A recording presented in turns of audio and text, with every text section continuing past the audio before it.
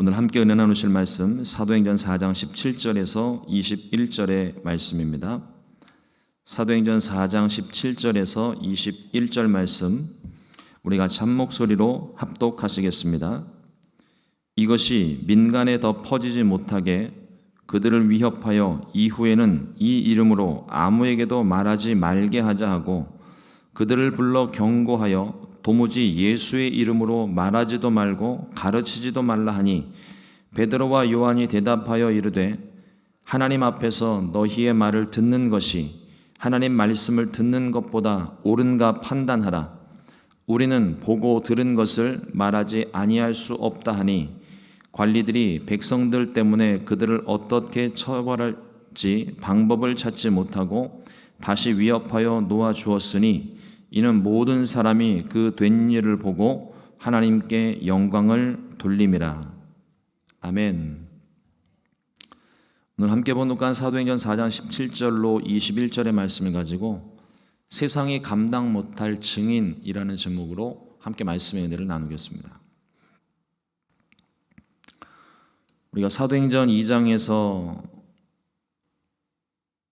마가의 다락방에 오순절날 성령이 임하시고 성령 받은 사건을 보았고, 그리고 바로 3장에 이어서 하나님께 기도하러 올라가던 베드로와 요한이 나면서부터 한 번도 걷지 못한 안전뱅이를 고친 사건을 기록하고 있습니다. 우리가 그 말씀을 살펴보았는데, 베드로와 요한이 성전 미문에 앉은 안전뱅이를 일으킨 사건은 굉장히 큰 사건입니다. 한번 생각해 보세요. 오늘 만약에 이 일이 일어났다면 여러분 어떻게 될 것 같습니까? 뉴스와 SNS에 아주 도배가 되겠죠. 근데 그 도배가 되는 일이 있으면 좋은 일들, 그러니까 좋은 소문들이 나고 많은 사람들이 예수님 믿는 일이 있으면 참 좋겠는데 꼭 고춧가루 뿌리는 사람들이 있습니다. 분명히 하나님께서 행하신 일이고 앉아있던 사람이 벌떡 일어나서 춤을 추며 성전을 뛰어다니고 시카고 지역을 돌아다니면서 하나님이 나를 고쳐주셨다고 고침받은 당사자가 이야기를 하는데도 불구하고 세상에서 바라보는 시선은 좀 미친놈도 떠들고 다닌다 이렇게 얘기를 합니다. 이것이 우리가 살고 있는 이 시대일 뿐만 아니라 성경에 기록되고 있는 이 당시의 상황에서도 그와 같은 일이 버젓이 일어나고 있었습니다. 성전문에 앉아 있어야 할 사람이 성전을 뛰어다니고 있으니 이게 얼마나 사람들에게 충격이었을까요? 사람들이 이 기적을 행한 베드로와 요한에게 주목하기 시작합니다. 그러니까 일어난 사람을 보고 누가 일으켰는지를 보는 게 사람들의 시선인 것 같아요. 그러다 보니까 사람에게 집중하기 시작하고 베드로와 요한이 자신에게 주목하지 말라고 말하면서 설교하기 시작을 합니다. 우리를 주목하지 말라. 예수님을 믿는 믿음으로 말미암아 치료받은 사실을 담대하게 전했습니다. 너희가 잡아 죽인 예수를 하나님이 살리셨다. 우리가 이 일의 증인이다. 라는 것을 담대하게 말하기 시작을 하죠. 우리 가운데 일어나는 놀라운 일들이 있습니다. 문제가 해결되고 병이 치료 안 받고, 이때도 우리들의 시선은 사람에게 자꾸 고정이 되는 것 같아요. 이따금씩 함께 기도하다가 문제가 해결되고 병이 치료받은 분들이 와서 저에게 감사하면서 너무너무 고맙다고 그렇게 이야기를 하시는 경우들을 종종 만나게 되는데, 그럴 때마다 제가 어떻게 해야 될지를 잘 모르겠어요. 우리가 다 아는 얘기거든요. 이게 제가 한 일이 아니라 저와 함께 하시는 주님께서 그분을 불쌍히 여기셔서 치료하시고 문제를 해결하신 것인데, 자꾸만 우리는 사람들에게 가서 감사함을 표하고 고마워하고 사람에게 주목하기 쉽다는 겁니다. 절대로 그것이 사람에게 주목되어서는 안 되는 일이에요. 베드로가 그것을 이야기하는 겁니다. 우리를 보지 말고 이 일을 행하신 예수님을 믿음으로 말미암아 병을 고치시고 일으키신 주님을 바라보라고 말하고 있습니다. 문제가 있을 때에도, 좋은 일이 있을 때에도, 기적이 있을 때에도 우리의 관심은 오직 예수님입니다. 예수님을 바라보면 예수님께서 우리의 가진 문제, 질병, 고통, 나보다도 그 누구보다도 그 상황을 너무 잘 아시는 주님께서 불쌍히 여기시고 그 믿음을 보시고 기적을 행해 주시는 거예요. 베드로가 이 사실을 담대하게 선포할 때 이날 예수님을 믿은 사람의 숫자가 남자만 5,000명이라고 기록을 합니다. 기적과도 같은 일이죠. 안전뱅이가 일어난 사건보다 더 기적 같은 사건입니다. 그날에 설교 한 번에 예수님 믿지 않던 사람들이 예수님을 믿고 믿은 사람의 숫자가 5,000명입니다. 이런 일이 일어나니까 유대 지도자들 사이에서 발칵 뒤집혔습니다. 갈릴리 어부 출신이고 배우지도 못한 평범한 사람들로 알고 있었는데 이 무식하고 담대했던 베드로의 설교가 지나칠 만큼 논리적이었기 때문에 그러니까 자기네들은 평생토록 말씀을 연구하는 사람들인데 그 말씀을 연구하고 따르는 자기네들보다 더 논리적이고 더 분명하게 더 확신 있게 그 전한 메시지를 들으니까 아마도 성경에 기록하고 있지 않지만 이 사두개인들과 유대 지도자들 마음 가운데 큰 찔림이 있었던 것 같아요. 성령께서 말씀하시니까 어찌 찔리지 않겠습니까? 그러나 그 마음을 이 유대 지도자들은 애써 감추고 있는 겁니다. 놀라움이죠. 그리고 사람들이 예수님의 부활을 믿고 예수의 도를 따르기 시작하는데 이것을 금지할 법도 없고 막을 수 있는 방법도 없었습니다. 그래서 그들은 베드로와 요한을 불러다 놓고 말을 못하게 합니다. 오늘 18절 말씀에 보니까 그들을 불러 경고하여 도무지 예수의 이름으로 말하지도 말고 가르치지도 말라. 입도 뻥끗하지 말라는 겁니다. 이 과정들을 통해서 우리에게 주시는 말씀으로 오늘 함께 은혜를 나누려고 합니다. 첫 번째로 베드로의 설교를 한번 좀 우리가 보겠습니다. 앞서 말씀드린 대로 굉장히 논리적인 설교예요. 빈틈이 없습니다. 논리적으로 아주 탁월한 거예요. 배우지도 못한 사람이 어떻게 이렇게 논리적으로 말할 수 있었을까요? 평생을 하나님 말씀을 연구했던 그 사람들보다 더 구약의 말씀들을 잘 해석하고 인용하고 그것을 가지고 자기네들의 논리를 펼치는 그 모습을 보면서 적지 않게 당황했고 그들이 말문이 막혔습니다. 뭐라고 말을 할 수가 없는 거죠. 오늘 앞선 14절 말씀에 보니까 또 병 나은 사람이 그들과 함께 서 있는 것을 보고 비난할 말이 없는지라. 이보다 더 확실한 증거가 없는 거죠. 말로 아무리 논리적으로 정연하게 막 설명하고 그럴듯하게 설명을 하고 여러분 영업사원들이 굉장히 논리적인 거 아십니까? 이런 말 있잖아요. 제가 이 예화를 준비를 하다가 딱히 이 미국에는 그럴 만한 경찰을 꼽을 수가 없어서 제가 그냥 한국식으로 설명을 하기로 했습니다. 한국에 보면 국민차라고 티코 아십니까? 티코? 프라이드 티코. 여기 혼다차의 피트 차량 정도 되는 아주 경차. 굉장히 싸고 그런데 힘은 대단히 좋습니다. 하여튼 이 경제적으로 어려움이 있는 사람들은 경차를 보통 사기 위해서 작은 차를 사기 위해서 딜러샵을 들어가게 되는데 작은 차 사러 들어갔다가 거의 대부분 벤츠를 끌고 나온다고 그럽니다. 그 영업사원들의 그 탁월한 영업 기술과 이 논리적인 설명과 그럴듯한 말에 확 휩싸여서 자신의 버짓과는 상관없이 그냥 혹하는 소리예요. 말 들어보면은요, 티코를 처음에 보다가 그랜저 정도 이렇게 좀 보다가 갑자기 또 수입차로 넘어간 그 금액 차이가 할부 금액으로 치면은 50불, 100불 요 정도 차이가 나는 거예요.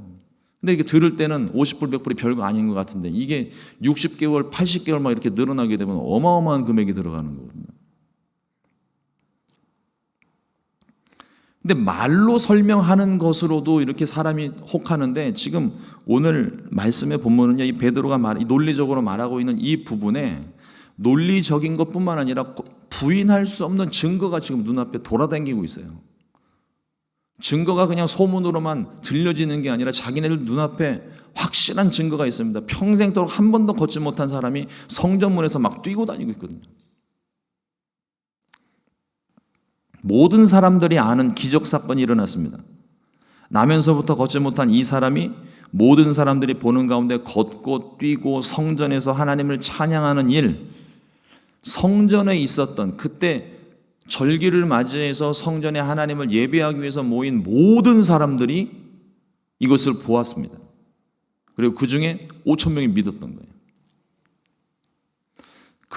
그리스도인의 삶이 이와 같아야 됩니다. 저와 여러분들의 삶이 이와 같아야 됩니다. 말로써 예수님 믿으면 참 좋습니다. 그런데 얼굴에는 근심과 염려가 가득한 얼굴이면 누가 그 사람의 말을 믿겠습니까? 예수님 믿었는데 저 사람이 도무지 기뻐하고 좋아할 이유와 조건이 하나도 없는데 저 사람이 항상 웃고 있어요. 그럼 사람들은 말합니다. 저 사람이 미쳤다. 근데 제대로 미친 거죠. 예수님 믿고 난 다음에 예수님께 미치니까. 제가 참 좋아하는 말씀을 오늘 보았는데요. 히브리서 11장 36절로 38절 말씀인데, 또 어떤 이들은 조롱과 채찍질뿐만 아니라 결박과 옥에 갇히는 시련도 받았으며 돌로 치는 것과 톱으로 켜는 것과 시험과 칼로 죽임을 당하고 양과 염소의 가죽을 입고 유리하여 궁핍과 환난과 학대를 받으니 이런 사람은 세상이 감당하지 못하느니라. 그들이 광야와 산과 동굴과 토굴에 유리하였느니라. 초대교회 성도들의 삶의 모습입니다.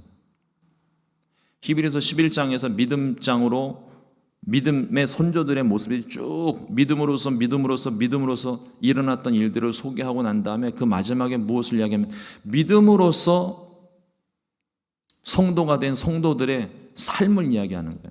근데 그들의 삶을 보니까 뭐 비난받는 건 둘째 문제고 갇히는 건 둘째 문제고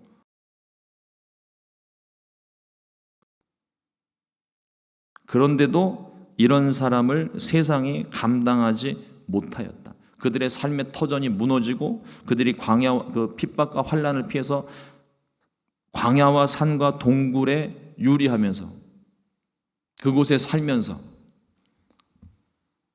어떻게 보면 환경적으로는 굉장히 열악한 환경 속에 처해 있는 그들이지만 그들이 그 믿음을 포기하지 않았다는 겁니다. 이게 그리스도인의 삶인 거예요. 우리는 예수님 믿고 난 다음에 자꾸만 문제가 사라지기를 바라고 있지만 그 환경과는 상관이 없는 거거든요. 어떤 환경에 있든지 믿음으로써 승리하는 거예요. 제가 그 인터넷을 보다가 짧은 영상, 영화 제목이 생각이 안 나요. 무슨 올마이티 앞에가 생각이 안 나요. 올마이티 뭐 이렇게 보신 분들이 계신지 모르겠지만 이렇게 흑인이 신으로 나오는 그런 영화입니다. 근데 거기에 한 사람이 문제 때문에 막 괴로워하고 그것을 그 영화 안에서 신이 되었던 주인공에게 막 상담을 하게 되니까 그 하나님 역을 맡은 사람이 그 상담하는 사람에게 이야기를 합니다. 만일 하나님이 내가 문제가 사라지게 해달라고 기도했을 때 문제를 사라지게 해주실까요? 아니면 그 문제를 이길 수 있는 기회를 주실까요? 이렇게 물어봅니다.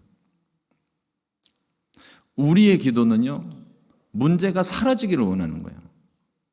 그러나 하나님의 방법은, 제가 그 영화 그 대사를 보면서 제가 참 마음에 큰 감동과 도전을 받았는데, 그 상황을 바꾸시는 것이 아니라 우리 마음에 믿음을 주신다는 겁니다. 이길 수 있는 힘을 주신다는 거예요. 견딜 수 있는 용기를 주신다는 거죠. 그것을 통하여서 그 고난을 또 부딪혀서 이겨내는 힘을 길러주신다는 거예요. 저와 여러분들의 삶 가운데도 마찬가지입니다. 내가 지금 가지고 있는 고난과 문제들 때문에 내가 기도를 하고 있는데 하나님께서 그 기도를 응답해 주시는 방법은 그 문제를 해결해 주시기도 하시지만, 근데 가만히 그 상황 가운데 보게 되면 그 문제가 벌어지고 있는 상황 가운데서 내 마음이 무너지지 않고 끝까지 하나님을 붙잡고 하나님께서 주신 그 기회를 살려서 믿음으로 도전했을 때 그 문제를 이기게 하셨다는 거예요. 문제가 사라지는 게 아니라 이기게 하시는 겁니다. 우리가 듣고 보고 경험한 일을 전하는 것이 우리의 사명입니다. 우리에게 성령을 부어주시는 분께서 이 사명을 감당하게 하시려고 우리에게 성령을 부어주신 거예요. 그 성령은 우리를 도우시는 하나님이십니다. 문제 가운데서도 우리를 이기게 하시는 분이세요. 그러므로 우리가 더욱더 성령 충만해야 될 줄로 믿습니다. 다른 이유로 성령 주신 게 아니에요. 고난 가운데 있지만 그 믿음 지키고 그 고난 가운데서 마침내 승리하여 성경에 기록한 바처럼 이런 사람이 세상이 감당하지 못하는 이런 사람이 되게 하시려고 우리에게 성령을 부어주신 것입니다.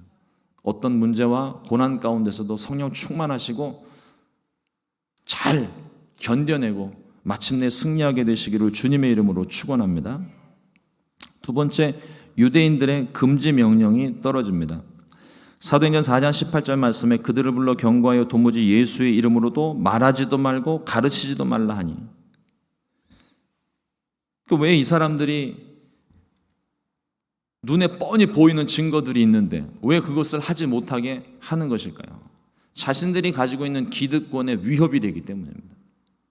유대 지도 어떻게 말하자면 하나님을 믿고 있는 것이 유대 사회 안에서는요 거의 국가 종교예요. 국가 종교. 그 국가 종교 안에서 자기네들이 녹을 받으며 그렇게 기득권을 가지고 있던 사람들입니다. 그런데 갑자기 예수의 도를 따르는 사람, 예수님 믿는 사람들이 생겨나면서 그 사람들의 수가 점점 확장되고 많아지면서 자기네들이 거부했던 그 예수님이거든요. 근데 그 자기네들이 거부하고 죽였던 그 예수님을 따르는 사람들의 무리가 많아지니까 자기네들의 영향권에서 벗어난다 생각을 하는 거예요. 자신들이 죽인 예수에 대한 불법적인 일들에 대한 두려움을 또 가지고 있습니다. 이렇기 때문에 이 사람들은 복음을 전하지 못하게 막습니다.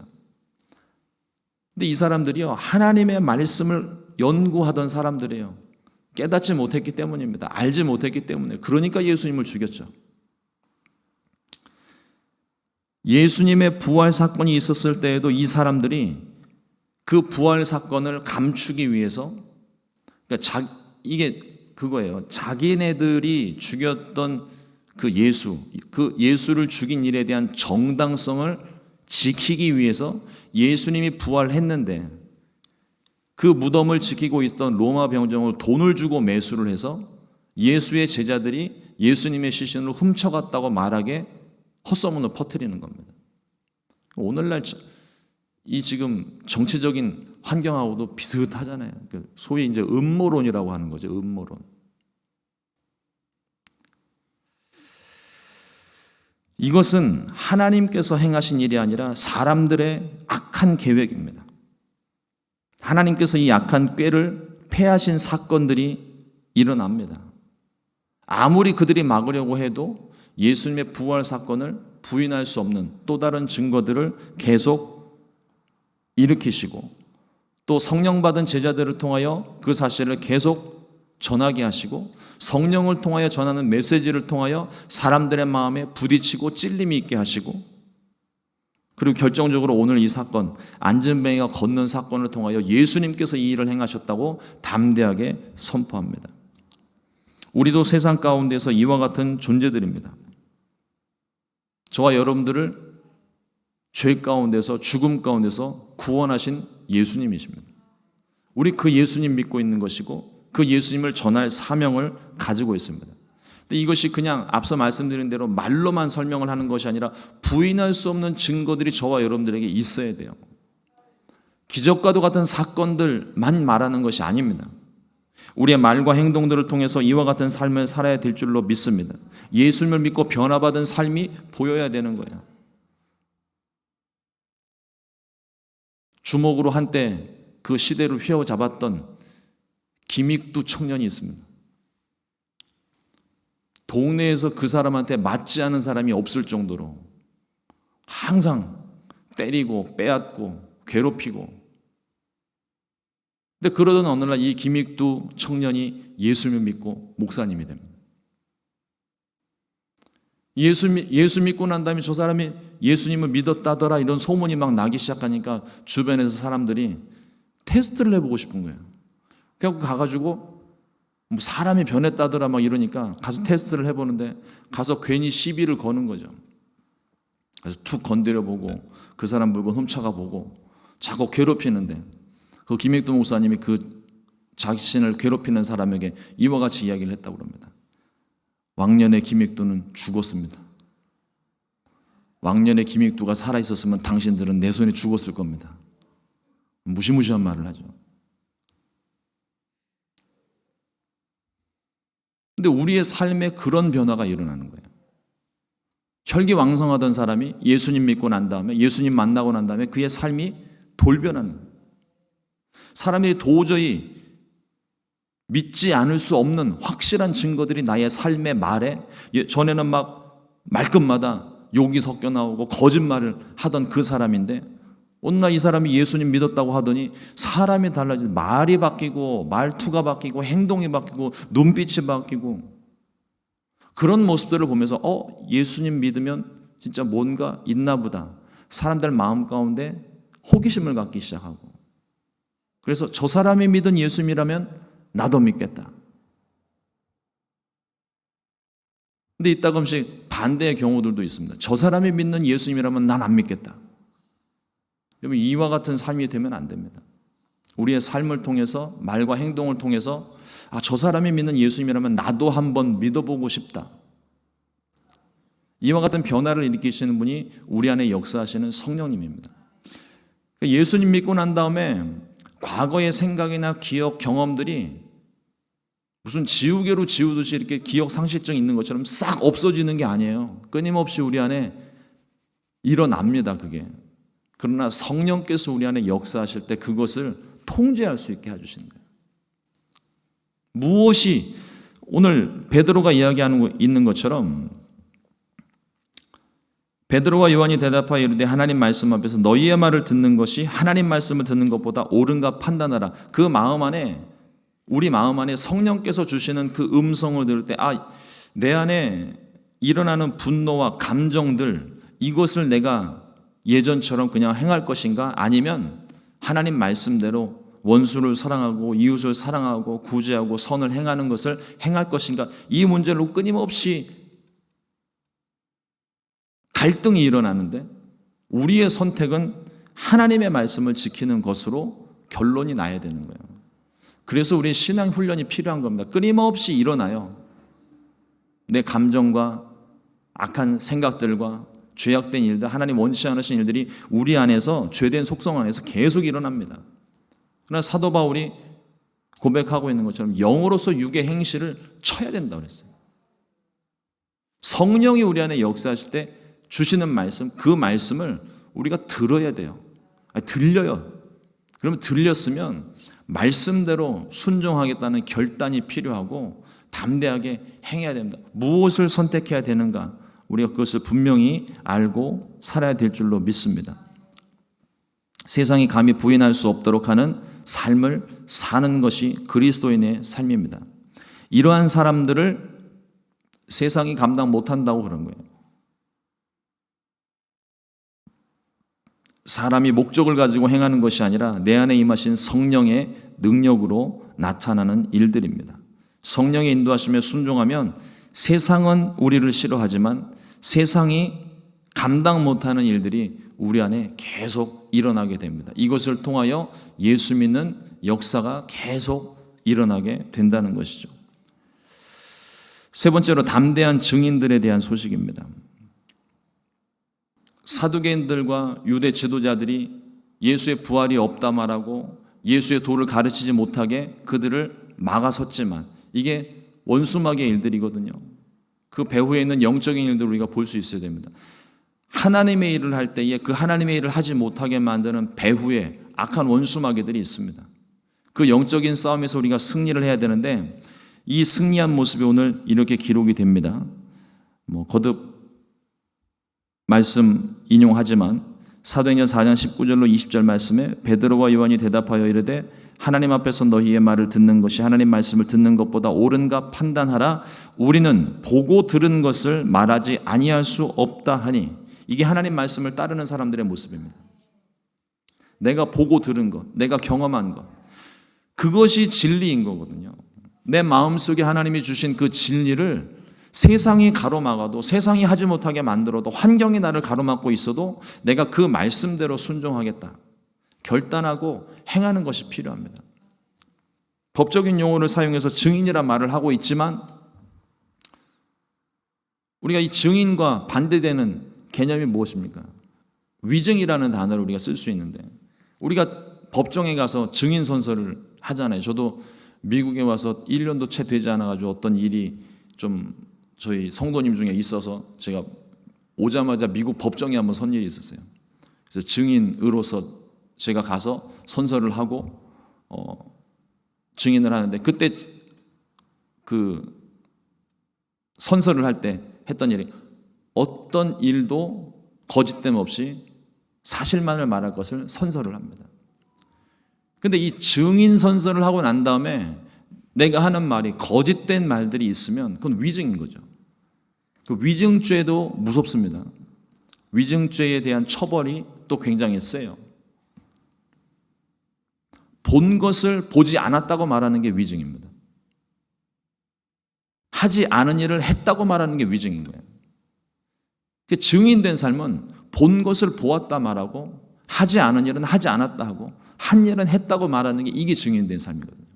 저와 여러분들의 삶 가운데 증인된 삶이라는 것은 내가 만난 예수님을 있는 그대로 전하는 거예요. 거기에 화려한 수식어구와 있지도 않은 말, 우리 가끔씩 내게 들려진 어떤 소문들을 전하게 될 때 그 소문을 어떻게 전합니까?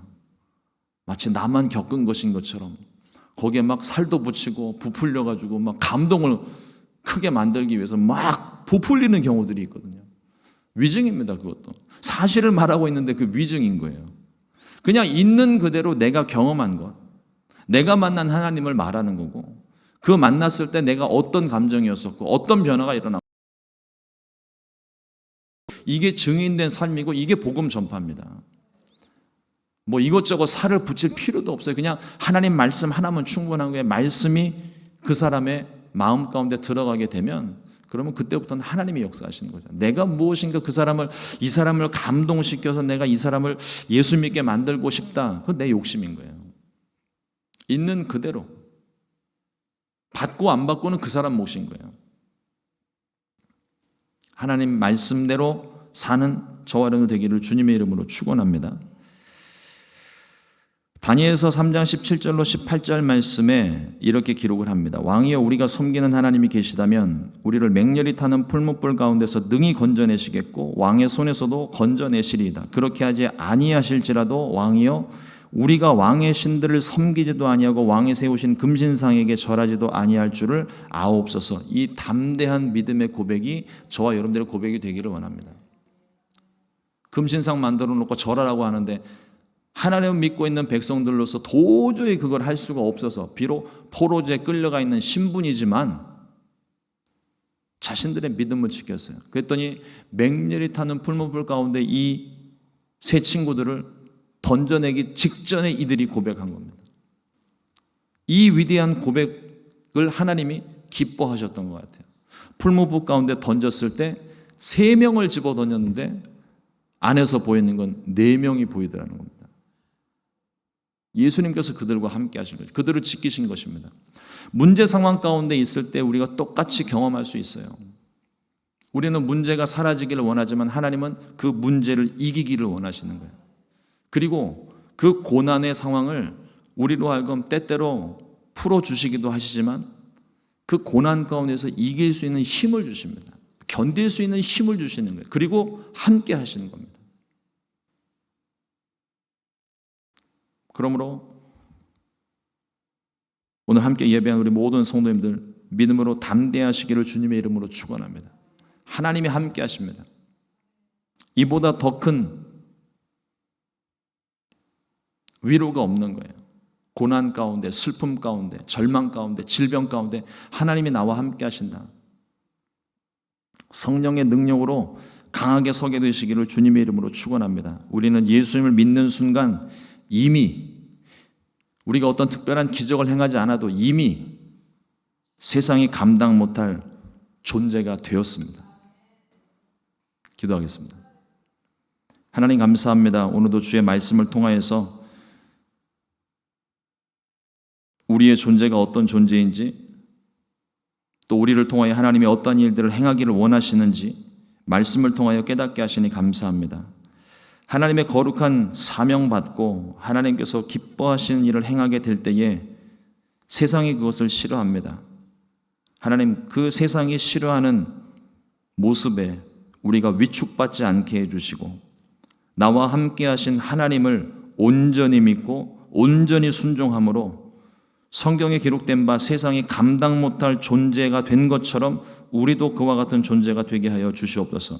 우리가 하나님 말씀을 전하게 될 때에 원수마귀의 방해가 있을지라도 나와 함께 하신 하나님과 함께 넉넉히 이겨낼 수 있는 믿음을 우리 가운데 허락하여 주시옵소서. 오늘도 그 믿음 가지고 살기를 원합니다. 오늘 만나고 행하는 모든 일들 가운데 예수 믿은 사람들의 아름답고 거룩한 모습이 나타날 수 있도록 우리를 사용하여 주옵시고, 이로 말미암아 예수 믿는 역사가 저들 가운데 나타나도록 오늘 하루 크게 일하여 주시옵소서. 주님께서 우리 순복음 시카고 교회 가운데 성령으로 충만하게 하시고 능력과 말씀을 주셨사오니 우리가 보고 듣고 경험한 것을 세상 가운데 나아가 담대하게 선포하여 이 시카고 지역을 하나님 나라 삼는 일에 우리 모두가 쓰임받게 하여 주시옵소서. 귀하신 예수님의 이름으로 기도드렸습니다. 아멘. 주님